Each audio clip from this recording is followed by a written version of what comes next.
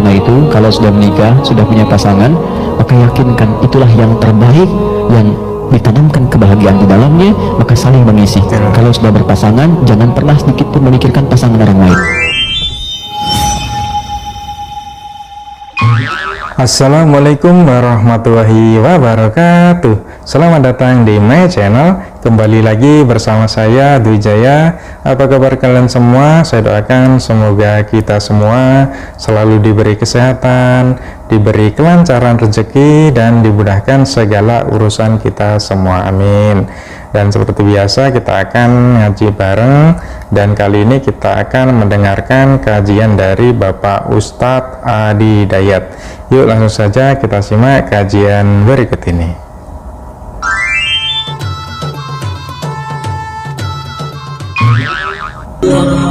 Jodoh itu takdir, bukan qadar. Beda antara qadar dengan takdir. Kalau qadar itu ketetapan Allah yang dikukuhkan sebelum kita lahir dan tidak akan berubah sampai meninggal. Anda mau nangis darah, mau nangis jus, nangis air, itu gak akan pernah merubah qadar. Di antara qadar itu ajal, itu batas usia kita sampai meninggal. Kata Allah, setiap umat saya tetapkan waktu pulangnya. Tapi jodoh tidak, itu takdir. Takdir itu ketetapan Allah yang dikukuhkan berdasar ikhtiar makhluknya. Lalu Allah tetapkan, diberikan jalan.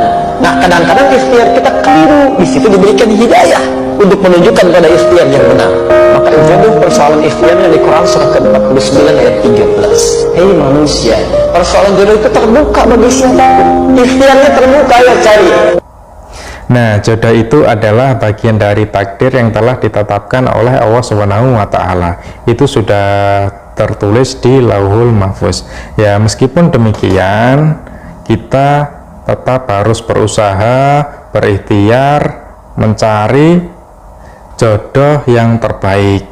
Ya, jadi kita itu jangan hanya pasrah dengan takdir, tetapi selain berdoa, kita juga harus tetap aktif mencari jodoh yang sesuai dengan harapan diri kita.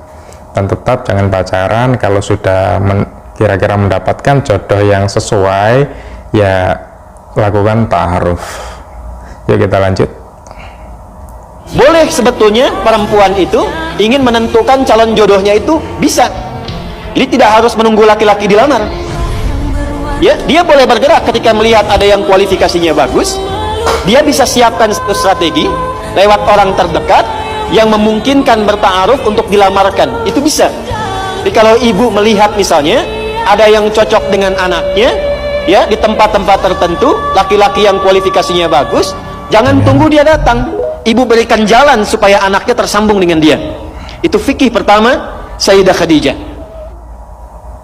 Nah, betul sekali, sebagaimana Sayyidah Khadijah yang memilih Nabi Muhammad SAW sebagai suaminya, karena ia itu melihat Nabi Muhammad itu adalah sosok yang memiliki kepribadian yang sangat baik secara jasmani maupun secara rohani. Jadi Islam itu memberikan ruang kebebasan bagi perempuan untuk memilih pasangannya, untuk menentukan calon suaminya, tapi tetap harus meminta persetujuan, minta izin kepada walinya, kepada ayahnya.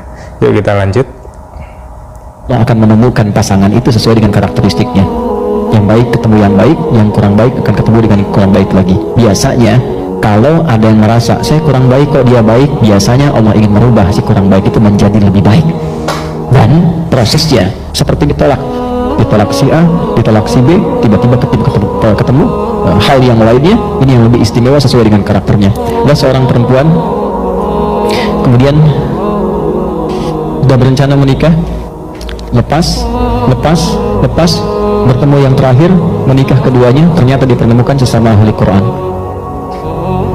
Dan Allah hanya menginginkan seseorang yang bisa mendukung kebahagiaan satu dengan yang lainnya. Karena itu, kalau sudah menikah, sudah punya pasangan, maka yakinkan itulah yang terbaik, yang ditanamkan kebahagiaan di dalamnya, maka saling mengisi. Kalau sudah berpasangan, jangan pernah sedikit pun memikirkan pasangan orang lain, tapi fokuskan pada pasangan pribadi untuk mendapatkan kebahagiaan sejati itu.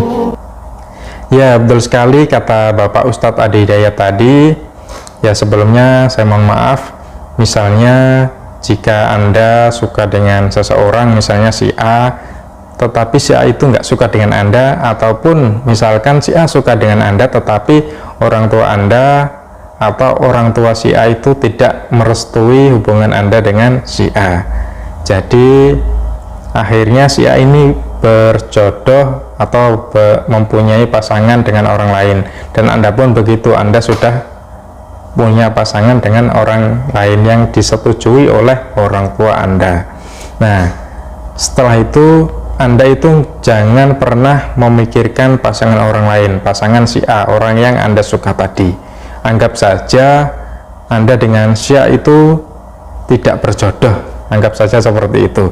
Jadi fokuslah pada pasangan Anda saat ini, yakini bahwa pasanganmu saat ini adalah pasangan yang terbaik untuk dirimu. Jadi ya berikanlah cinta yang sepenuhnya kepada pasangan Anda, kemudian saling mengisi, saling melengkapi supaya mendapatkan kebahagiaan yang sejati, menjadi keluarga yang sakinah, mawaddah dan warahmah. Amin. Dan terima kasih telah mendengarkan kajian dari Bapak Ustadz Adi Dayat. Semoga dari kajian tersebut bisa bermanfaat untuk kita semua, bisa menambah ilmu, wawasan, dan juga menambah keimanan kita semua. Amin. Dan terima kasih telah menemani saya untuk mengaji bareng. Dan apabila ada kata-kata saya yang salah, mungkin kurang berkenan di hati teman-teman semuanya, atau mungkin kata-kata saya yang sulit dipahami, saya mohon maaf yang sebesar-besarnya. Dan mungkin kalau ada kritik dan saran, monggo silahkan ditulis di kolom komentar. Terima kasih banyak. Saya Heri. Wassalamualaikum warahmatullahi wabarakatuh.